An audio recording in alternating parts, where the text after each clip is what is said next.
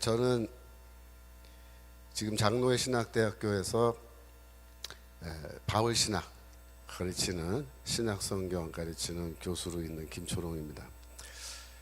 저는 이 장신대를 이제 MDB 과정을 1991년도에 졸업을 했습니다. 대학은 저는 서울대 사회학과 출신이고 81년도에 입학해서 소위 81학번, 그러니까 586 세대에 저도 속한 그런 사람입니다.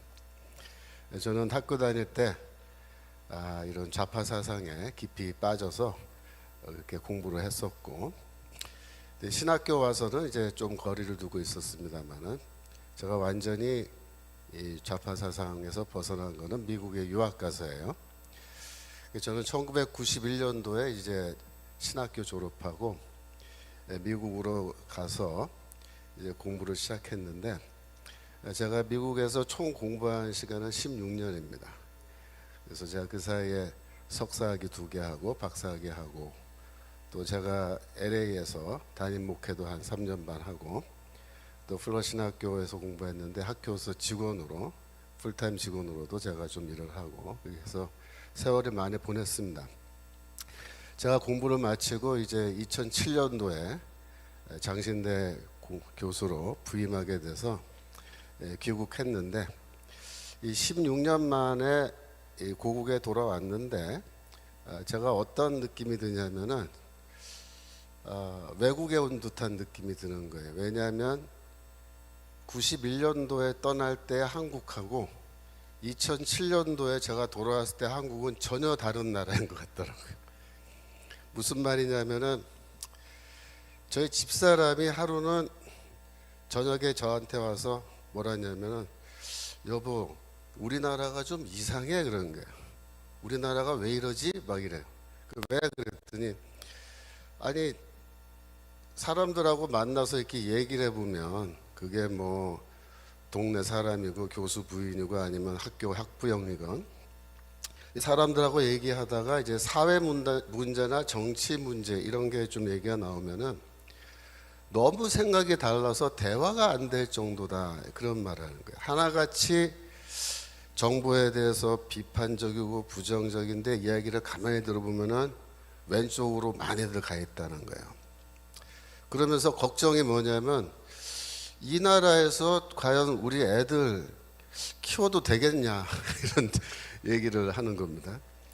저도 사실 말은 안 했지만 그 사이에 그런 느낌을 좀 많이 받았거든요.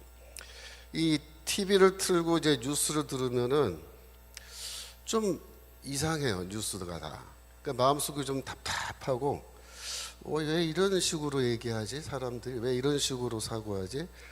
그렇게 걱정이 되는데, 문제는 뭐 그렇다고 해서 제가 직장을 그만두고 다시 미국으로 갈 수도 없는 형편이니까 세월이 지나면서 좀 걱정을 계속 했는데, 2012년도에 그 대통령 선거 있었죠. 그때 박근혜 대통령이 당선됐는데, 저는 그때 개표하는 거를 정말 조마조마하게 봤어요. 야, 이 나라가 앞으로 어떻게 되겠냐, 이거 큰일 났다 걱정하는 상황이었기 때문에, 야, 이거 박근혜 대통령 아슬아슬하게 된 거 보고 만세 불렀습니다, 제가 그날. 그런데 여전히 그러고 나서도 사회를 보면은 문제가 심각한 거예요.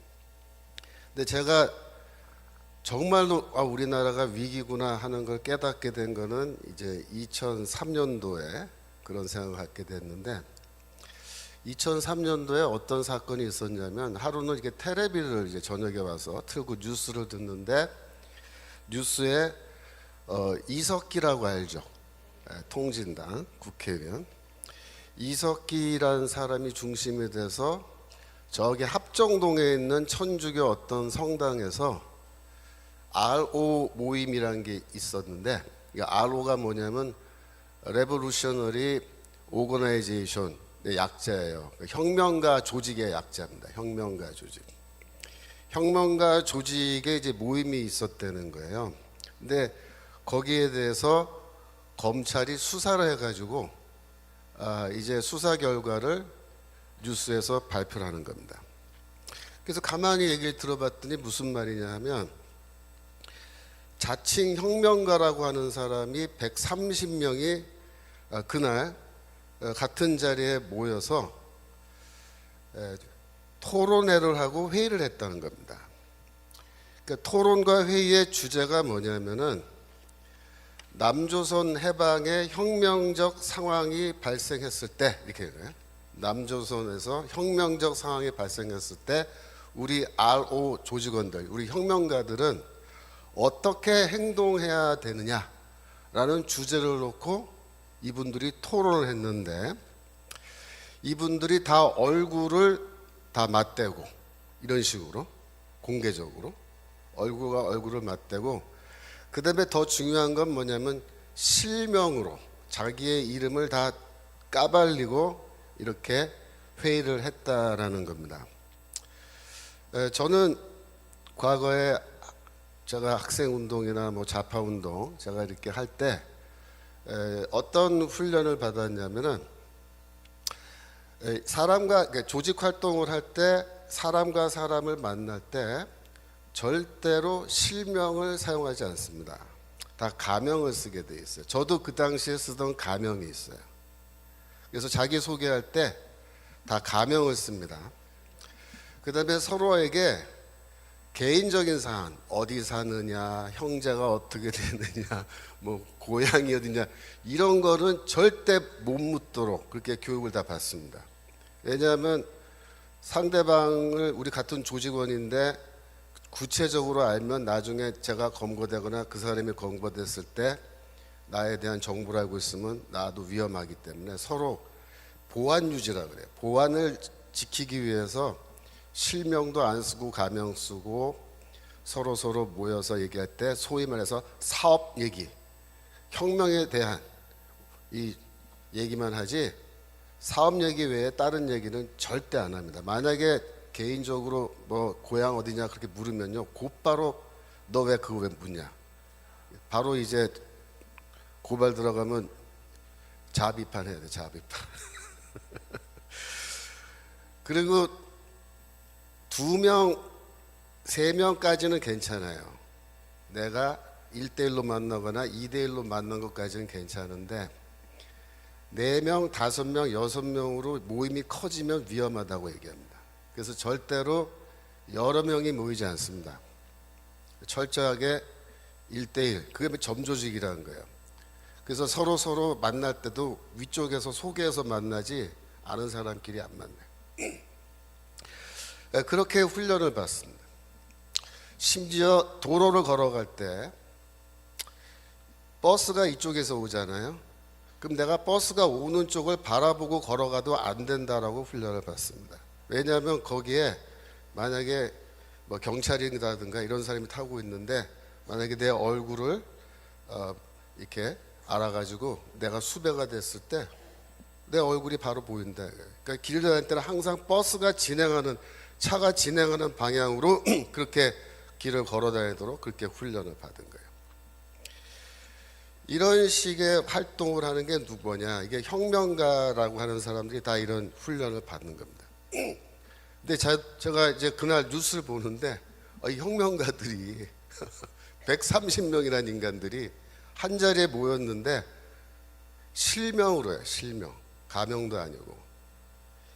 이렇게 모이는 거는요, 이거는 소위 말해서 해당 행위라 그래요. 해당, 당을 위태롭게 하는 행위로 해서 곧바로 이거는 막 큰일 나는 사안인데요.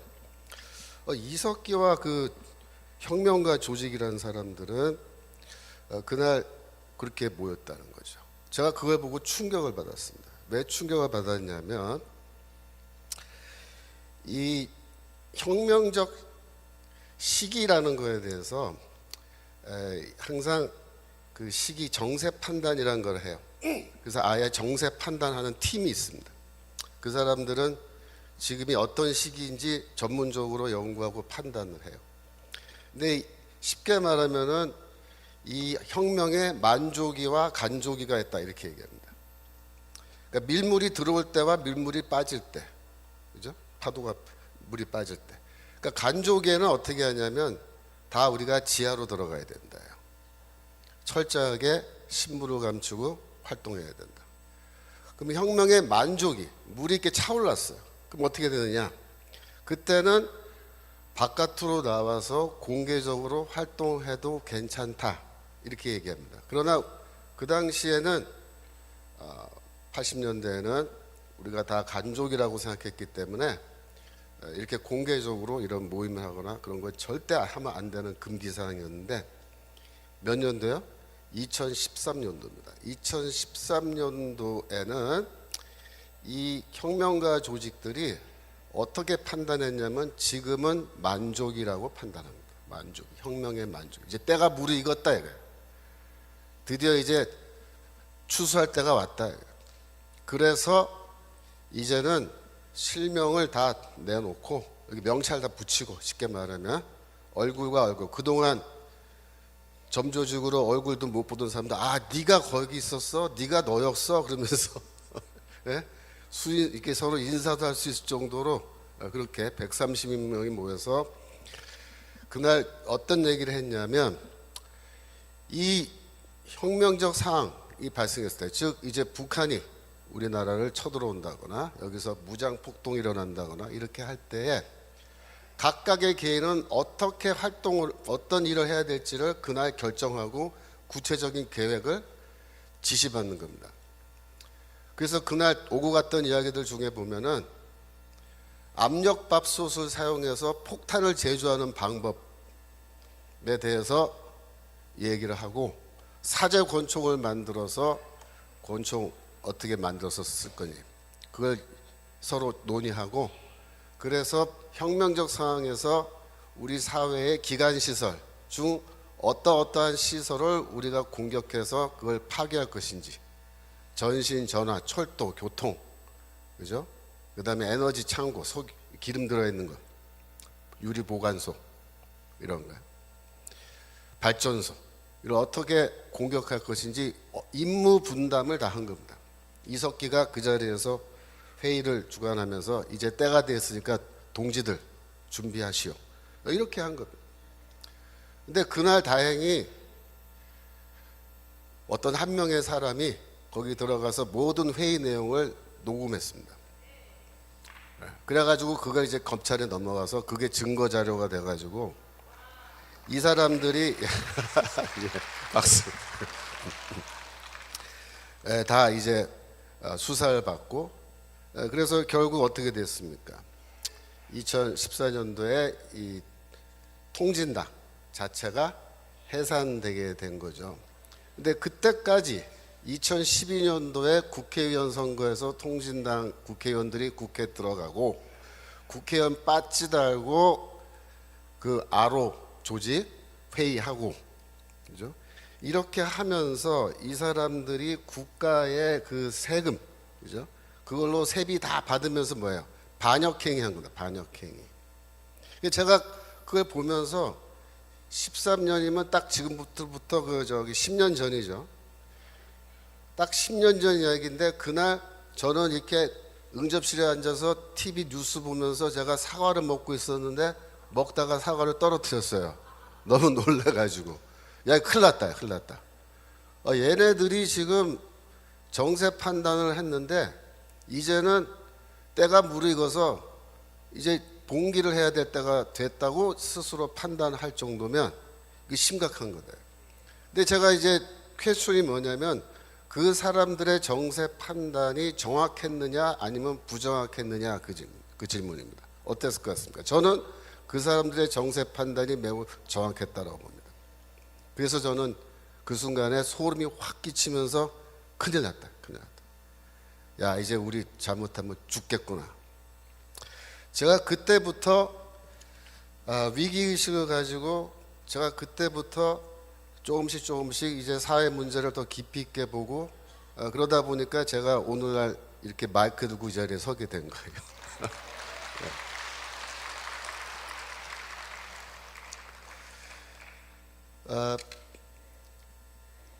그 당시에 안철수 의원이 뭐 이런 말 했어요. 뭐 지금은 조금 정신 차린 모양인데 그때 했던 유명한 말 있죠. 요즘 간첩이 어딨냐 그래서 간첩 없다. 저는 그 말이 부분적으로 맞다 이렇게 생각합니다. 왜? 오늘날 난파 간첩이 어디 있냐? 라는 뜻으로 해석하면 그 말이 맞아요. 요새는 뭐 그때 이후로 난파 간첩 굳이 보내지 않아도, 그죠? 남쪽에서 자생적으로 생겨난 이 공산주의자들이 스스로 알아서 북파 간첩들보다 더 열심히 일들을 하고 있기 때문에 뭐 남조선에 간첩 보낼 필요가 있냐.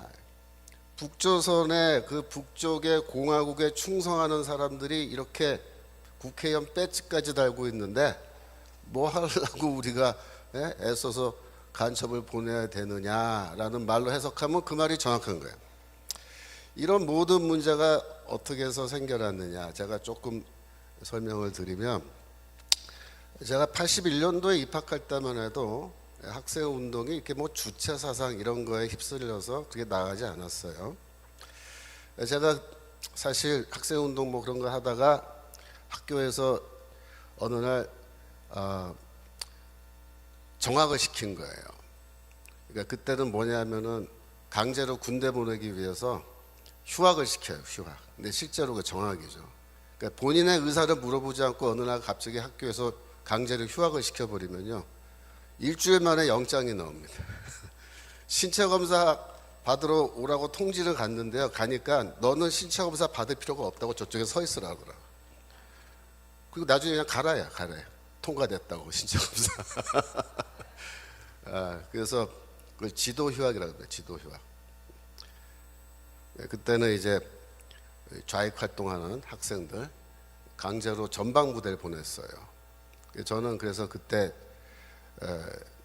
전방부대 강원도 철원에 있는 3사단에 가서 제가 사병으로 복무를 했는데, 뭐 지금은 제가 감사하게 생각합니다. 그때 제가 철원에서 소총수로 훈련, 뭐 행군, 뭐 구보 이런 거 하도 세게 받아가지고 그때 제가 굉장히 건강해졌어요.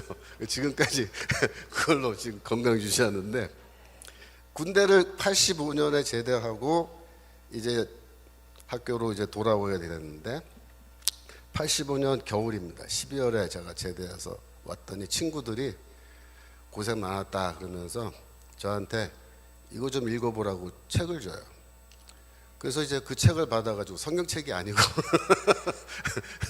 어떤 책을 줘요. 문건.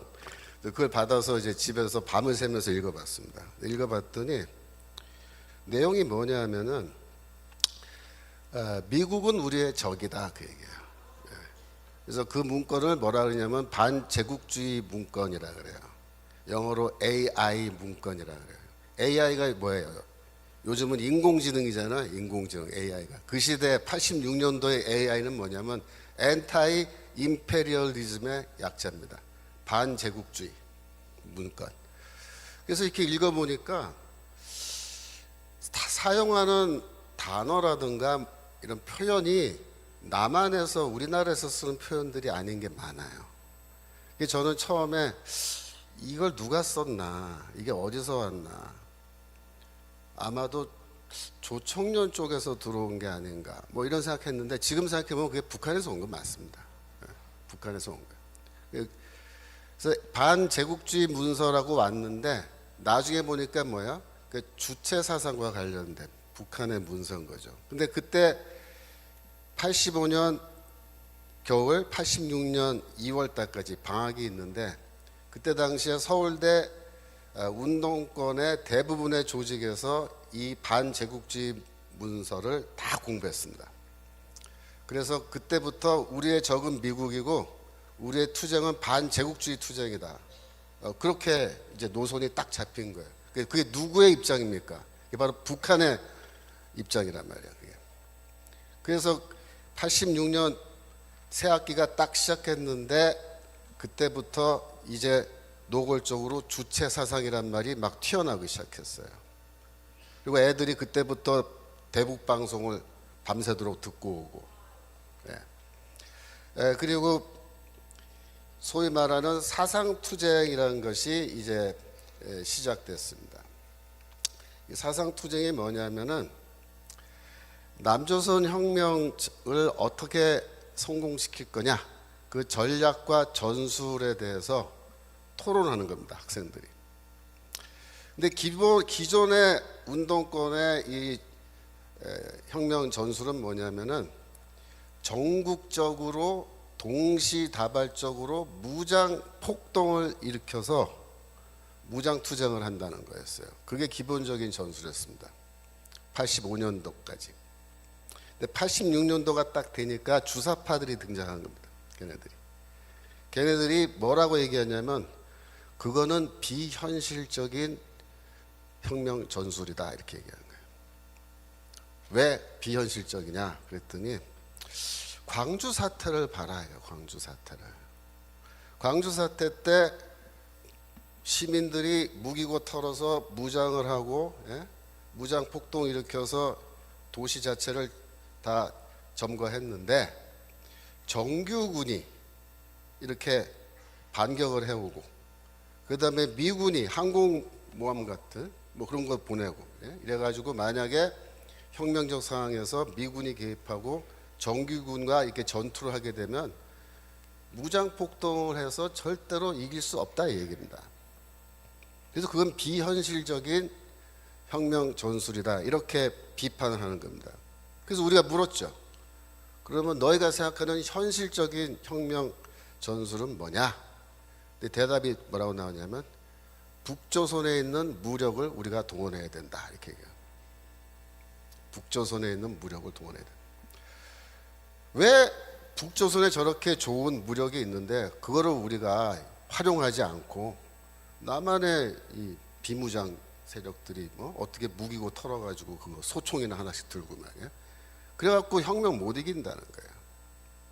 북한에 있는 압도적 무력을 우리가 활용해야 된다. 그렇게 하기 위해서는 북조선 노동당과 긴밀히 협력하면서 우리가 혁명 사업을 진행해야 된다, 이렇게 이야기하는데, 제가 이 이야기를 2017년도에 저기 외신 기자회견을 하면서 이 얘기를 한번 했어요. 광화문에서. 그때 집회하면서. 그랬더니 신문에 제 이야기가 막 나오고 그러니까 저희 교단에 이 전라도 쪽 노회가 있어요. 거기 노회가 3개가 있는데 제가 광주 사태를 폄하하는 발언을 했다고 저를 징계하라고 우리 총회에 노회 헌의안이 올라갔어요. 우리 학교로 막 전화가 오고 총장한테로 당장에 김초롱 교수 내쫓아라 그러면서. 좌파들이 그런 짓들 해요. 제가 무슨 광주 사태를 폄하하는 말을 했습니까? 저는 광주 사태를 폄하한 게 아니고 광주 사태를 이 주사파 애들이 어떻게 어떤 관점에서 바라봤는지를 제가 정확하게 얘기한 거예요. 그랬더니 막 벌집 쑤셔놓은 것처럼 난리를 치면서 하여튼 제가 그때 그 보면서 야, 진실을 말하면 죽이려고 드는구나 이것들이 이제. 여하튼 그래서 그 사상투쟁에서 누가 승리했겠습니까? 주사파가 승리한 겁니다. 왜냐하면 북조선에 있는 그 무력을 동원해야 된다고 얘기하는데 이쪽에서 반박할 뭐 말이 없는 거예요. 너희는 비현실적인 전술 갖고 뭐 무슨 혁명을 하겠다고 그러냐. 그래서 그것 때문에 학생운동 조직의 70% 이상이 86년도에 전부 다 주사파에게 넘어간 겁니다. 그래서 그때부터 주사파들이 이 실권을 잡고 전체 학생들 단과대별로 과별로 스터디 모임들 만들어 가지고 이거 다 학습시켜 가지고 이 조직원들 외에 대중교육까지 들어 가지고 이 주체 사상 이런 게 좌파 사상이 쫙 이제 학생들에게 유포된 겁니다. 원래 뭐 NLPD 이런 말 들어보셨죠? PD 계열이 원래 다수파였는데 그때 소수파로 전락한 거예요. 그때 PD랑 엄청 싸웠어요, 이 주사파들. 근데 이 논쟁에서 지면서 어떻게 되냐면 이쪽 PD 조직이 다 괴멸됐습니다. 이 주사파들이 얼마나 악랄한 놈들이냐면은 뭐 NLPD 다 사실 똑같은 놈들이잖아. 그 당시에 그 놈이 그 놈인데 이놈들 다 공산주의자들인데 이 주사파들은 논쟁을 해서 조직을 장악하면은 괜찮은데 만약에 장악을 못 하잖아요. 그럼 어떻게 하냐면은 PD 쪽 조직 이름과 주소와 전화번호를 다 파악해가지고 그걸 경찰에다 넘겨버려요. 이런 짓 하는 놈들이에요. 주사파 놈들. 그러니까 주사파는 쉽게 말하면 좌익 운동 중에서 자기들 위에 다른 생각 갖고 있는 놈들을 적으로 봐요. 그래서 저놈들은 조직을 다 괴멸시켜야 된다 그래갖고 경찰에 아예 명단을 넘겨버려요. 그러니까 저도 그때 당시에 사상투쟁하면서 이렇게 하다가 결국 우리가 이기긴 이겼는데 저놈들이 하여튼 우리 다 파악이 끝났기 때문에 우리도 할 수 없이 조직 다 해산하고 저도 집으로 돌아온 겁니다. 자, 그때 아주 이 주사파들에 대한 환멸, 인간이 아니다 이것들은 그런 생각을 하게 됐죠. 그래서 87년도에 6년도에 주사파가 쫙 이 학생운동권 다 장악했고 87년도에 이제 민주화 운동이라 그래가지고 대통령 직선제 했잖아요. 근데 그때 이제 그게 주사파의 승리죠. 왜 그래요? 민주화 주사파가 민주화 세력 혹은 민주화 운동의 주역, 한국의 민주주의를 가져온 공헌, 장모님들로 그렇게 이제 가면을 쓰게 된 거예요. 이놈들이 아주 못된 종북 세력인데 타이틀은 뭐예요? 민주화 세력이에요. 민주화 세력. 그래가지고 이제 뭐 자기들이 공산주의 운동을 민주화 운동으로 둔갑을 시키는 거죠. 88년도가 되면 어떤 일이 벌어지냐면은 전국의 노동운동, 사회문화운동, 뭐 기독교 운동도 마찬가지, 좌파 기독교 운동 몽땅 다 주사파가 접수합니다. 다 쳐들어가서 이 학번은 86, 85, 86, 87학번들이에요, 얘네들이. 근데 쳐들어가서 선배들 다 쫓아내는 겁니다.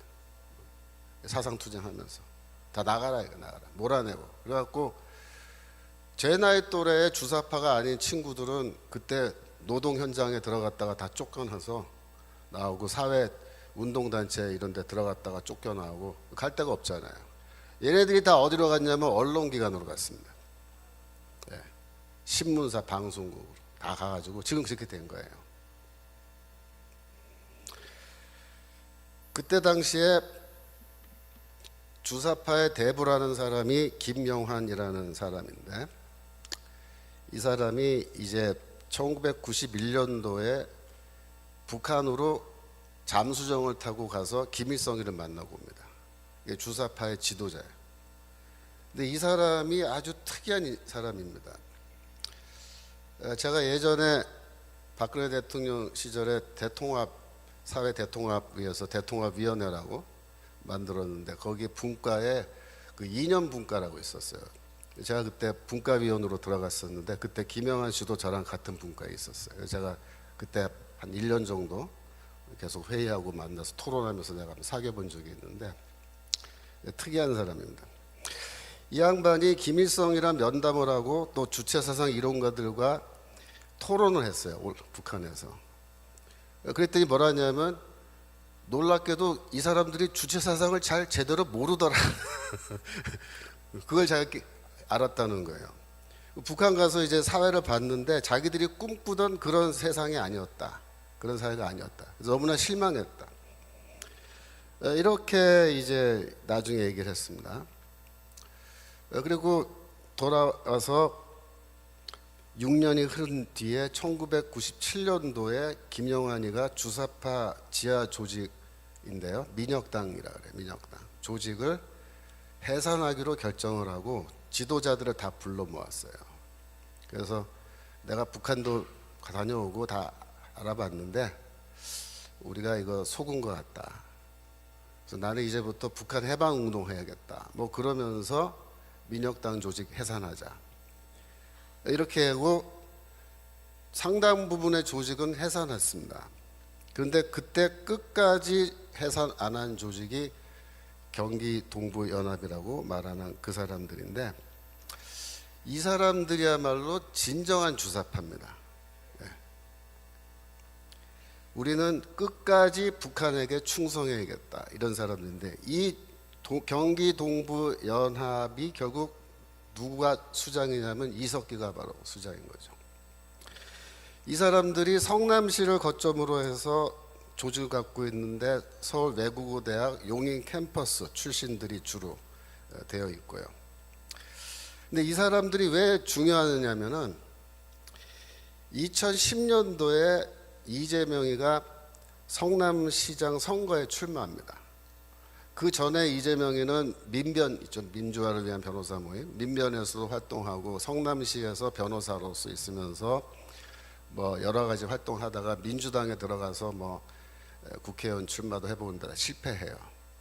그랬는데 성남시 시장에 이제 2010년도에 출마를 했는데, 그때 당시에 민노당이라고 있었어요. 민노당을 이 경기동부연합이 거기 민노당에다 가입해서 민노당을 통째로 이제 장악해서 갖고 있는 상태였는데, 그 당시에 민노당도 성남시장 후보를 냈습니다. 김미희라고, 서울대 약대 출신이에요. 여잔데, 이 김미희가 성남시 후보로, 시장 후보로 나오고 이재명도 나왔단 말이에요.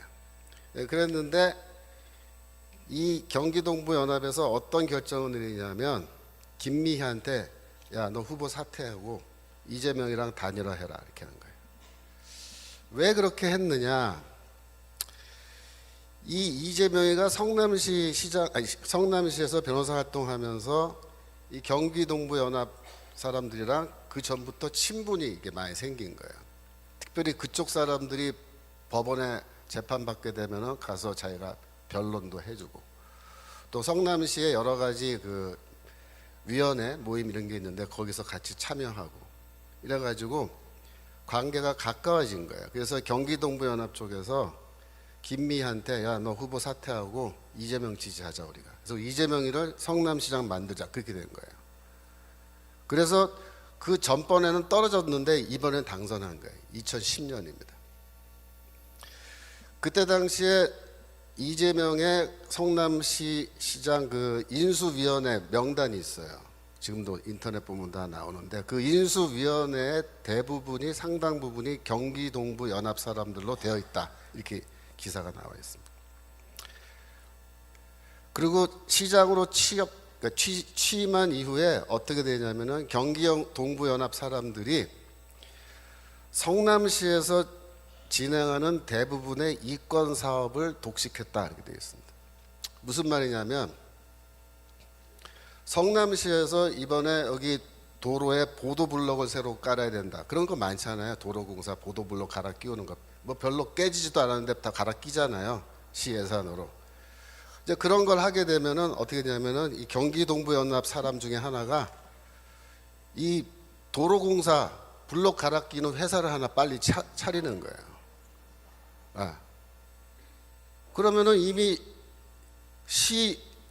그 시회, 성남시 공무원 그 조직에 이미 이 사람들이 다 들어가 있는데, 자기 편인 사람이 이제 그거 하겠다고 신청하면은 거기에 수주를 주는 거예요.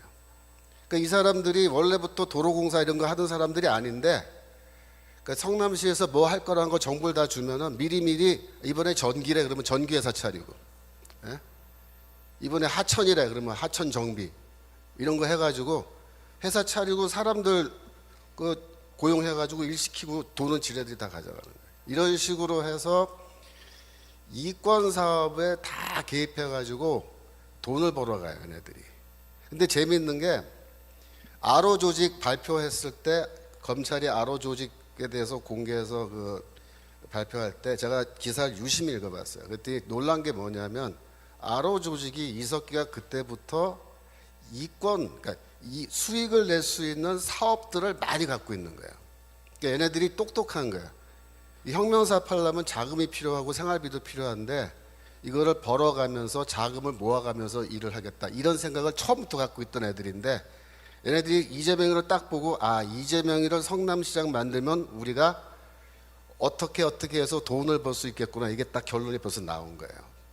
그래서 거기 다 들어가서 밀어주고 시장 만들어주고 서로 이제 공생관계잖아요.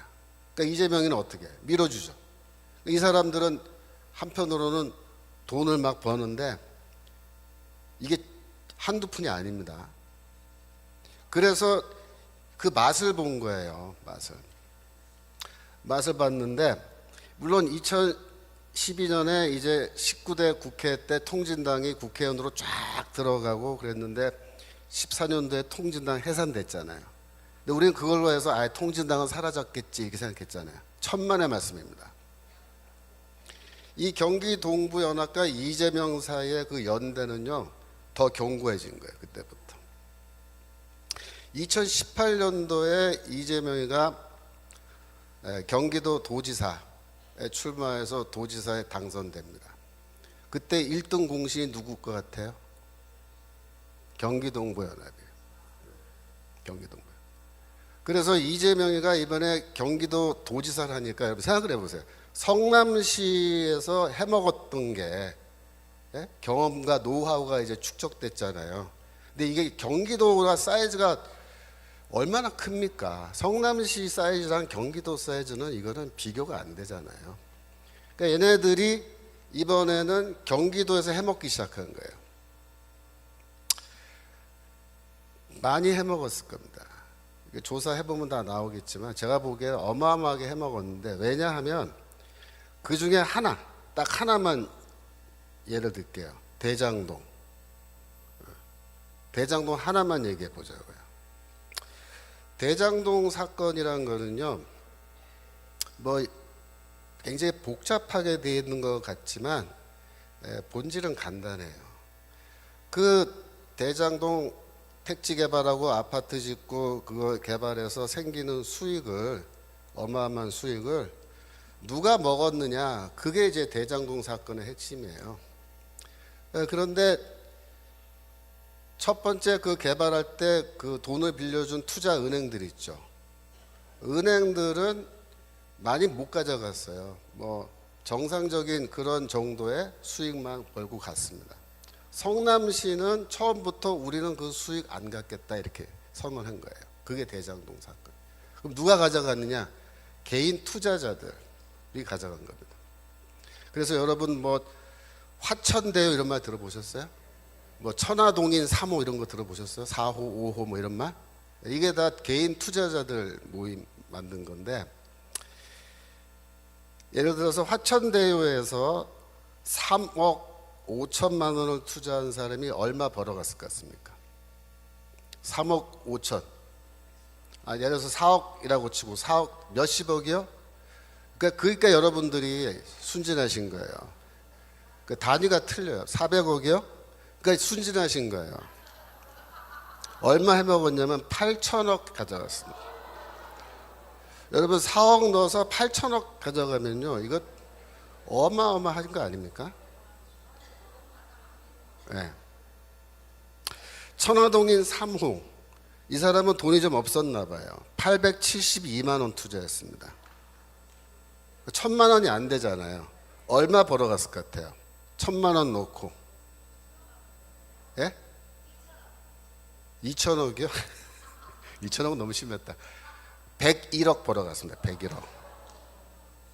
1,000만 원 넣어서 1억을 벌어가도 10배잖아요. 예? 10억 벌어가면 100배고, 근데 100억 벌어갔으니까 1000배. 투자해서 수익률 1000배. 여러분 이해되세요? 이게 대장동이에요. 자, 무슨 말이냐면 성남시에서 해먹고 경기도에서 이제 해먹는데 우리는 모르는 거예요. 어디서 얼마큼 해먹었는지 이 경기동부연합 애들이. 그런데 이거 딱 터지고 나서 제가 딱 들여다보니까 8천억이고 이러면요, 조금만 더 해먹으면 1조잖아요. 1조. 네? 그러니까 이 경기동부연합 애들이 이 통이 커져가지고 이제 해먹으면은요, 한 1조 정도 해먹는데 이게 다 뭐냐면요, 혁명 자금입니다. 좋은 말로 정치 자금이 되겠지만 이재명의 경기 동부연합 입장에서 혁명 자금이에요. 이거. 그래서 이 돈을 지금 누가 갖고 있는지 이제 파악이 안 되는 거예요.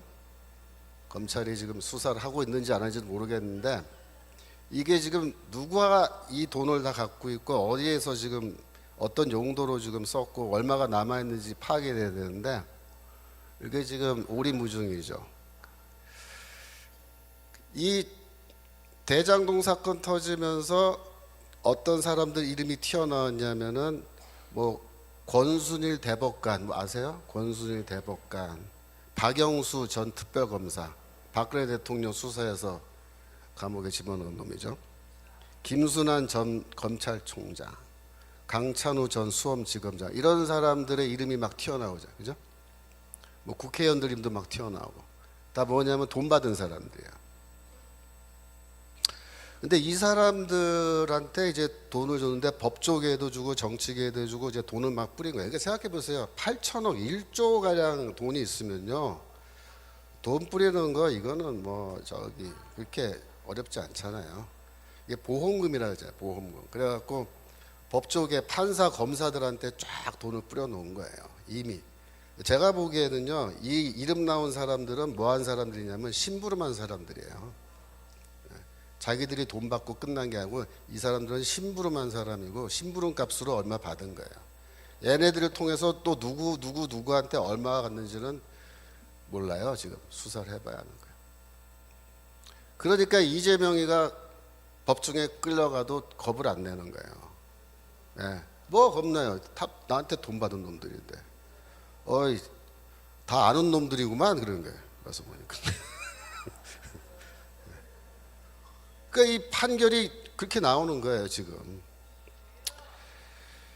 그래서 지금 지난번 대통령 선거에서 이제 이재명이 물론 간발의 차이로 졌습니다만은 이 경기동부 연합과 이재명은 얘네들은 이걸 패배라고 보지 않아요. 네, 절대로. 얘네들은 지금 우리가 한 발 후퇴했지만 2보 전진하면 된다 이렇게 생각하는 애들입니다. 지금 현재 민주당은요, 이재명이 꽉 쥐고 있어요. 그 당권파라 그러잖아요. 당권파, 이재명파. 누굴까요? 경기동부 연합 사람들입니다. 그러니까 지금 이재명이 그저께 뉴스 보니까 인재위원장이 됐대요. 자기가 스스로 인재위원장으로 자기를 임명했대요. 그래서 민주당에 왜 인재위원장이 생겼냐면 내년도 국회의원 공천 때문에 이게 생긴 겁니다. 왜? 새로운 인재를 국회의원으로 공천 줘서 이제 당선시켜야 된다 이거죠. 그러니까 이재명이가 내가 인재위원장 하겠다라고 할 때 그 뜻은 뭐예요? 공천은 내가 하겠다예요. 그러니까 지금 이재명이한테 반기 들고 있는 그 비주류, 민주당 비주류도 너희는 뭐 알아서 해라 이거야. 너희는 절대 공천 안 줘. 내가 아예 선언한 겁니다. 그러면 이재명이는 누구를 공천할까요? 네. 그동안 자기를 성남시장 만들어주고 경기도 도지사 만들어주고 앞으로 나를 대통령 만들어줄 사람들 누굽니까? 진짜 주사파, 진짜 찐, 진짜 주사파인 이 경기동부 연합 계열의 사람들을 분명히 공천할 겁니다. 근데 문제는 뭐냐면 이 사람들이 예전부터 이 지하 조직으로 이렇게 다 엮여 있는 사람들이기 때문에 이제 공천을 누구 주는데 누가 누구인지 잘 몰라요 우리가. 그래서 우리가 잘 모르는 어떤 사람이 이제 어느 지역에 공천받아서 나왔다 이거예요. 그러면은 그거를 생각할 때 어떻게 생각합니까? 아, 뭐 좋은 사람이겠지. 그렇게 생각하면은 안 된다. 결국 그동안 얽혀있던 자기를 지금까지 지원해준 이 사람들을 이제 금배지 따라주는 거예요.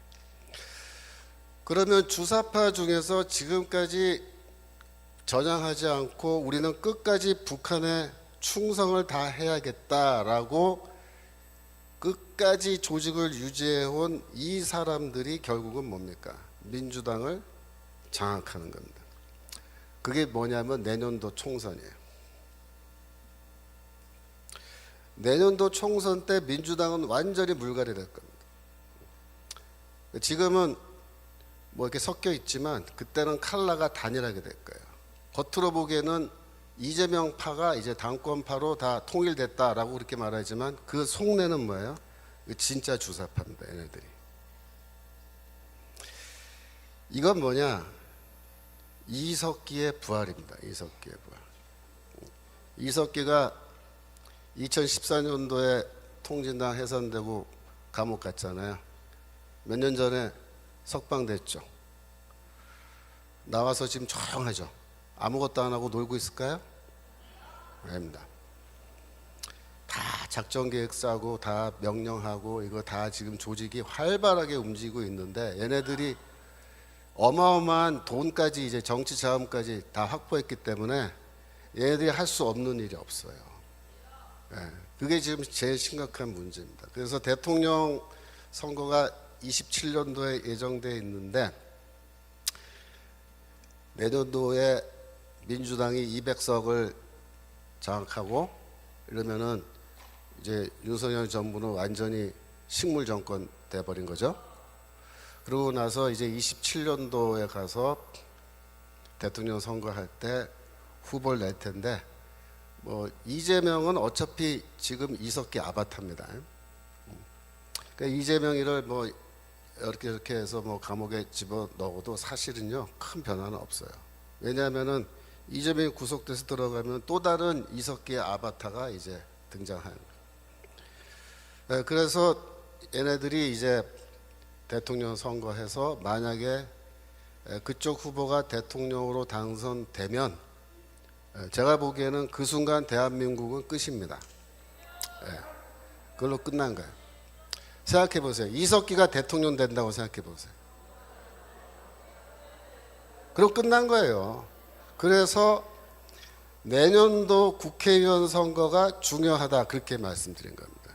정광 목사님께서 그냥 목 놓아서 부르짖는 거. 내년도 우리가 꼭 200석 해야 된다. 왜 200석을 해야 되죠? 이러한 어마어마한 지금 무서운 일들이 우리 눈에 보이지 않지만 이게 진행되고 있단 말이에요. 그래서 내년도에 200석을 못하면 어떻게 되느냐? 윤석열 정부가 하고 싶은 거 아무것도 못해요. 그러니까 200석을 우리가 넘게 해줘서 어떻게든 저놈들을 밟아놔야 윤석열 대통령이 그나마 지금 하고 싶은 걸 막 한단 말이야. 그러면 그만큼 우리 대한민국의 미래가 조금 더 안정적으로 간 거예요. 정광 목사님께서 지난번 대통령 선거를 평가하면서 하나님이 우리를 사랑해 주시고 우리가 눈물 흘리면서 기도하고 과문에 나가서 그 추운 겨울에 그 고생하면서 집회하고 이래가지고 하나님이 우리 대한민국의 생명을 5년 더 연장해 주셨다 이렇게 얘기하죠. 그게 정확한 얘기입니다. 5년 연장된 겁니다. 우리가 완전히 구원받은 게 아니에요. 그래서 5년 시간도 주셨는데 이 5년 동안에 우리가 어떻게 하느냐에 따라서 대한민국의 미래가 이제 향방이 결정되는데 우리가 지금 굉장히 중요한 시점입니다. 내년도 4월까지 몇 달 남았습니까? 반년도 안 남았죠. 이 반년도 안 되는 이 기간 동안에 뭐다? 대한민국의 운명이 결정된다. 그러니까 지금 이렇게 우리가 넋놓고 있으면 안 된다. 자유마을 조직이 중요하고, 그죠? 계속해서 우리가 이 사람들을 모으고 조직하고, 그래서 결국 내년에는 표싸움으로 가야 되는데 어떻게 우리가 전략을 짜고 할 건지는 이제 전 목사님이 다 알아서 전략을 짜시겠지만 우리는 하여튼 지휘하는 방침에 따라서 그쪽으로 표가 많이 나오게끔 지금 이 얘기를 준비를 해야 된다 이겁니다. 그래서 지금 우리가 다시 한번 우리의 현재 상황을 이렇게 지나간 역사를 되짚으면서 생각을 해보면 이 주사파라는 애들이 진짜 끈질긴 놈들이에요. 얘네들은요, 말 그대로 혁명가들입니다. 혁명가는 뭐냐면 공산혁명을 위해서 자기의 목숨을 내놓은 사람들을 말하는 거예요. 그 정도의 헌신을 하는 겁니다. 그래서 자기 인생의 목표는 다른 거 없어요. 남조선 해방이에요.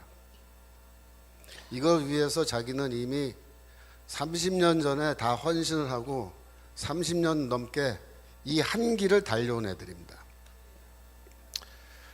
그래서 얘네들이 지금 그렇게 쌓아온 그 공적이 있는 거예요. 근데 이게 지금 만만하게 보면 안 되는 거예요. 지금 어디까지 왔냐면 우리 목 앞에 여기까지 칼이 들어와 있는 거예요. 지금. 그래서 여러분들이 그런 점에서 우리가 다시 한번 깊이 자각하고 정말 전 목사님이 말씀하시는 게 왜 중요한 말씀인지 그걸 여러분들이 잘 이해를 해주시면 감사하겠습니다. 제가 시간이 조금 더 쓸 수 있나요? 아직 조금만 한 10분만 더 할까요?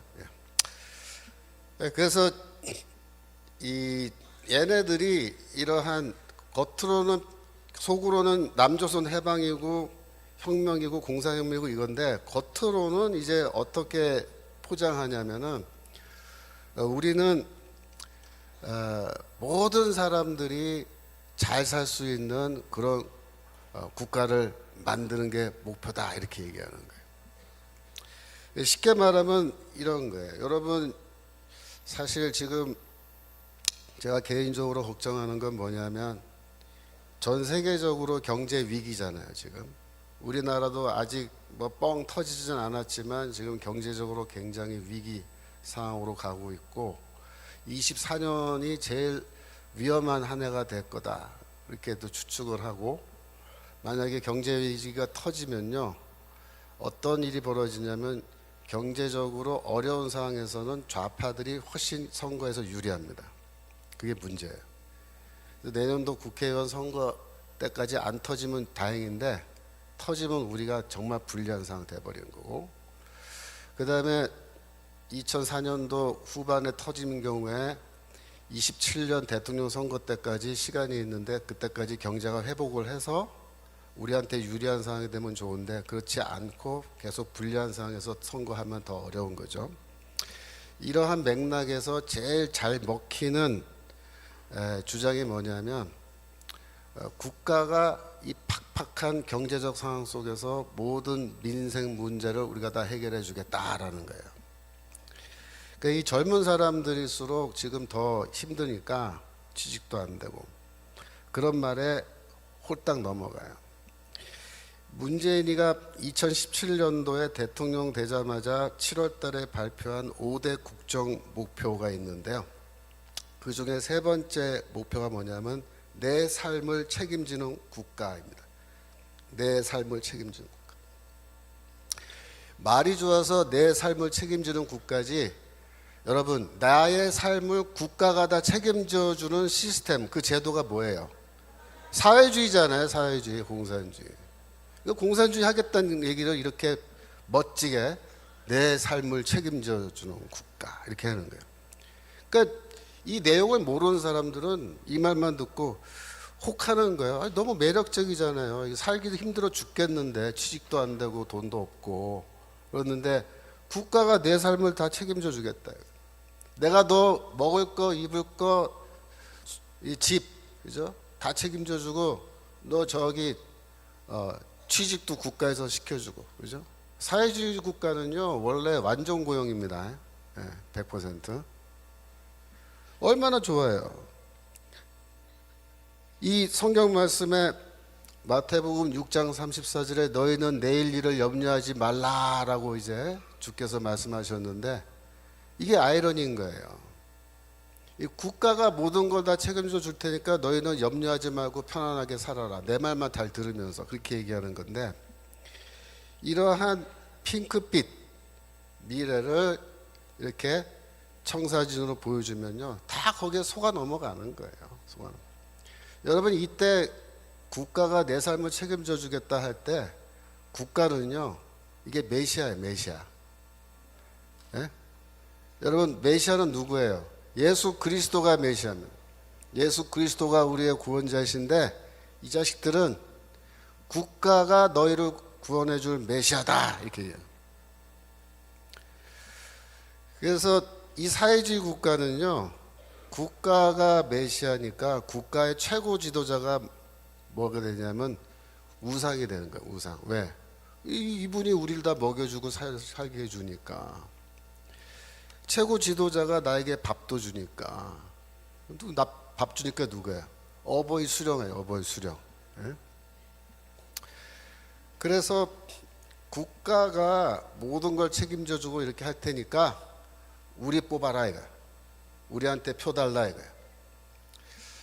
그런데 여러분, 국가가요, 모든 국민의 삶을 다 책임져 주고 이렇게 하려면요, 어떻게 해야 되냐면 세금 걷어서는 먹여 살리지 못해요. 세금으로. 생각해 보세요. 전 국민을 먹여 살려야 되는데 세금 갖고 되겠습니까? 그러니까 이걸 하려면 어떻게 되냐면 국가의 모든 생산 시설을 국유화해야 되는 거예요. 그 공산사회는 다 국유화하잖아요. 그래서 공산주의 국가에는요, 세금이 없어요. 공산국가에는 세금 없습니다, 여러분. 이거 민주주의 국가에 세금 내는 거예요. 그리고 모든 걸 다 국유화하고 토지도 국유화하고, 그죠? 근데 말은 좋아요. 공동소유래. 그걸 또 공동소유. 공동소유는 무슨 공동소유예요? 예? 이렇게 해놓고 지네들이 또 다 헤쳐먹을 거면서. 그래서 국가가 만능의 권력과 권한을 가져야 또 먹여 살릴 수 있다. 이래가지고 입법부, 사법부는 필요 없어요. 행정부가 더 우위에 있는 강력한 권력을 가져야 돼요. 무제한의 권력이죠. 그 다음에 일반 시민들은 자유를 포기해야 됩니다. 자유. 왜? 국가가 다 먹여주고 살려주는 대신에 내 말 들어야 돼요. 내 말. 국가에 반항하고 이렇게 하면 어떻게 돼요? 너는 필요 없다. 수용소 보내버리는 거예요. 이렇게 되는 거예요. 그래서 전체주의 이 정부로 나가는데 성경 말씀 하나만 볼 수 있을까요? 예, 누가복음 16장 13절. 원래 제가 성경 전문가인데 오늘은 이제 성경 한 구절밖에. 누가복음 16장 13절. 예. 지파인이 두 주인을 섬길 수 없나니 혹 이를 미워하고 저를 사랑하고 혹 이를 중히 여기고 저를 경히 여길 것입니다. 너희가 하나님과 재물을 겸하여 섬길 수 없느니라. 아멘. 너희가 하나님과 재물을 겸하여 섬길 수 없다. 이 이야기에서 재물을 헬라어로 읽으면 맘모나스라는 단어예요. 그 말에서 맘모니즘이라는 단어가 생긴 겁니다. 맘모니즘 뭐예요? 재물을 섬기는 우상 숭배를 맘모니즘이라는 거예요. 제가 대학생 때 또 그 이후에 교회에서 어떻게 배웠냐면 이 맘모니즘이 뭐냐, 구체적으로 우리 시대에 맘모니즘은 자본주의다 이렇게 가르쳤습니다. 그렇게 배웠습니다. 그래서 자본주의 시스템과 하나님을 섬기는, 제대로 섬기는 것, 이거는 양립 불가능하다. 그게 무슨 말이에요? 자본주의 때려 부셔야 된다. 하나님을 제대로 섬기려면. 이렇게 배웠어요. 지금도 이렇게 가르치는 사람들이 수두룩합니다. 제가 들은 얘기가 아니라 저한테 이제 이메일이 온 거예요. 이메일이 와서 보니까 몇 년 전 얘기입니다. 제가 만나본 적도 없던 청년인데 그 청년이 질문한 거예요. 내가 다니는 교회 목사님이, 청년부 목사님이 이 대기업은 재벌인데 이 재벌은 노동자들을 착취한단 말이에요. 그래서 재벌 기업에서 사원으로 일하면은 재벌들의 착취에 협조하는 거니까 그 죄다 이렇게 가르친 거예요. 그게 듣고 이 사람이 저한테 이메일을 해서 물어보는 거예요. 우리 목사님이 이렇게 가르치시는데 제가 중소기업으로 옮겨가면 괜찮을까요? 이렇게 묻는 거예요.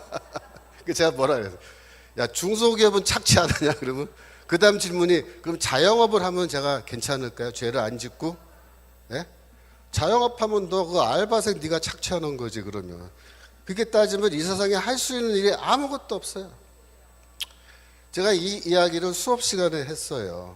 제가 이제 우리 목회 전문 대학원이라고 목사님들 수업인데 제가 이 얘기를 했더니 어떤 목사님이 뭐라 했냐면, 교수님, 그거보다 더 황당한 일이 있었습니다. 무슨 일이냐? 자기가 아는 어떤 교회인데 그 교회에서는 전도사님이 애들한테 뭐라고 설교했냐면, 이 자본주의를 철폐하고 사회주의 해야 된다고 설교에서 얘기했대요. 그래서 그것 때문에 교회가 난리가 나서 당회에서 이 전도사를 불러서 목사님이랑 너 왜 그렇게 가르쳤냐 라고 따졌다는 거예요. 혼내주려고. 그랬더니 이 전도사가 뭐라고 대답한 줄 알아요? 나 학교에서 배운 대로 가르쳤다 이렇게. 어쩌라고 이렇게. 그래서 처벌을 못했다는 거예요. 학교에서 그렇게 배웠으니까 그 문제 있으면 학교 가다 얘기해라. 왜 나한테 그러냐. 난 배운 대로 가르친 건데.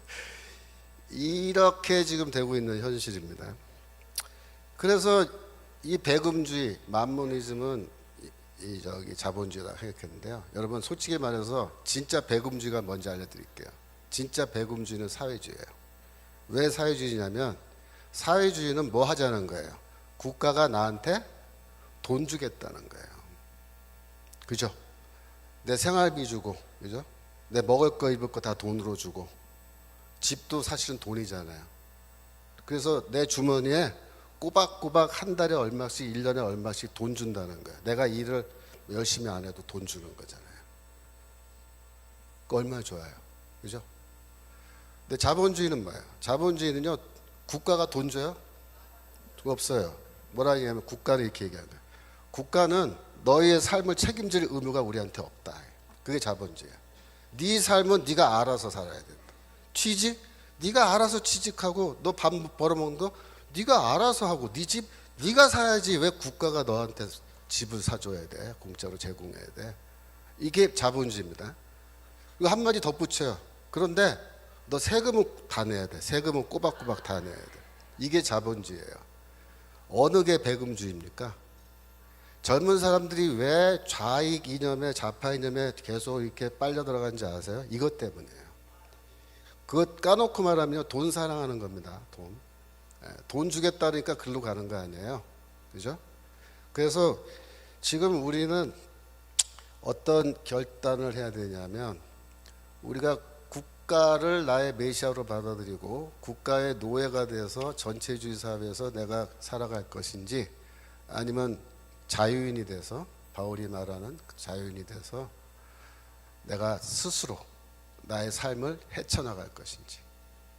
물론 어렵죠. 그러나 하나님이 나와 함께 하신다. 하나님이 나를 도우시고 하나님이 내 삶 가운데에서 나를 도우시기 때문에 내가 충분히 내가 살아갈 수 있다 라는 그런 의식 가지고 노예가 되기를 거부하고 자유인으로서 살아가는 그 결단이에요. 그게 뭐냐? 그게 내년도 국회의원 선거고 27년도에